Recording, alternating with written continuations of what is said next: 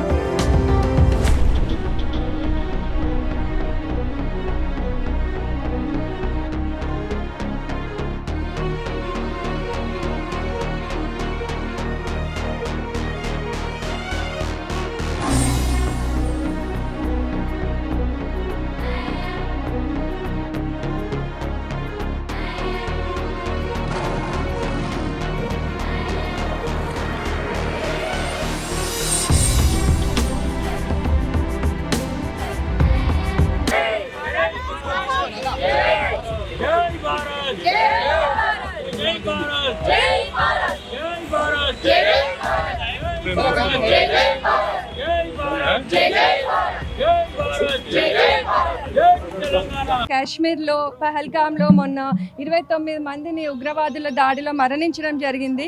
ఒక రకంగా చూస్తే వాళ్ళందరూ కూడా మన దేశం కోసమే అమరులు అయినారని చెప్పాలి. ఎందుకంటే టెర్రరిస్టుల దాడిలో వాళ్ళు చనిపోయినారు కాబట్టి వాళ్ళకి నివాళులు ఇక్కడ అర్పించడానికి మేమందరం ఈరోజు జిహెచ్ఎంసీ బీఆర్ఎస్ కార్పొరేటర్స్ అందరం కూడా రావడం జరిగింది.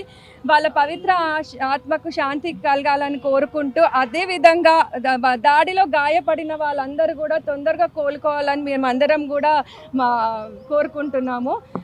ఇది నిజంగా నేను కాశ్మీర్ వెళ్ళినప్పుడు చూసిన అడుగడుగునా కూడా పోలీసు ఉండేది. మరి మొన్న ఏమైందో తెలియదు, 29 మందిని చంపే వరకు కూడా పోలీసులు ఒక్కరు కూడా రాకపోవడం అనేది నిజంగా చాలా బాధాకరం. ఇది నిజంగా ప్యూర్లీ ఇంటెలిజెన్స్ ఫెయిల్యూర్ అనే చెప్పాలి.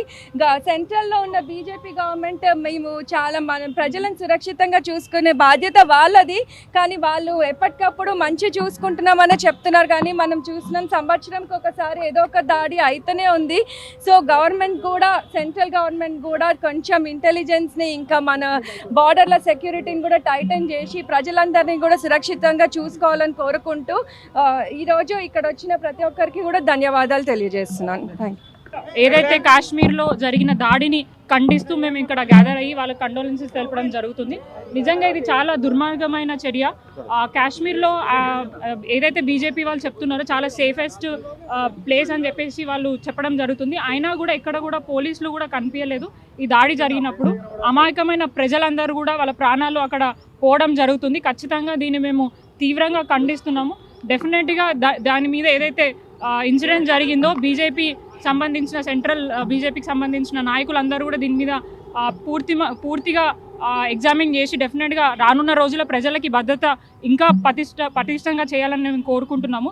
ఎందుకంటే అసలు సంబంధం లేదు, వాళ్ళు దేనికి సంబంధం వ్యక్తులు కేవలం వాళ్ళు హ్యాపీగా ఎంజాయ్ చేయడానికి కాశ్మీర్ వెళ్తే ఇట్లా దాడిలో వాళ్ళ ప్రాణాలు పోవడం నిజంగా వాళ్ళ కుటుంబ సభ్యులందరికీ మేము ప్రగాఢ సానుభూతి తెలియజేస్తున్నాం. వారికి అండగా కూడా మేము ఉండడానికి, మా పార్టీ తరఫున మేము అందరం ఉండడానికి కూడా ఉంటాము. బీజేపీ ఏదైతే చర్యలు తీసుకుంటుందో రానున్న రోజుల్లో ఈ టెర్రర్ అటాక్ని ఆపడానికి వారికి కూడా మేము మద్దతు తెలుపుతాం. ఎందుకంటే అమాయకమైన ప్రజల ప్రాణాలు పోతున్నాయి. వాళ్ళు కొన్ని సంవత్సరాల నుంచి చెప్తున్నారు మేమందరము ప్రజల్ని రక్షిస్తున్నాం.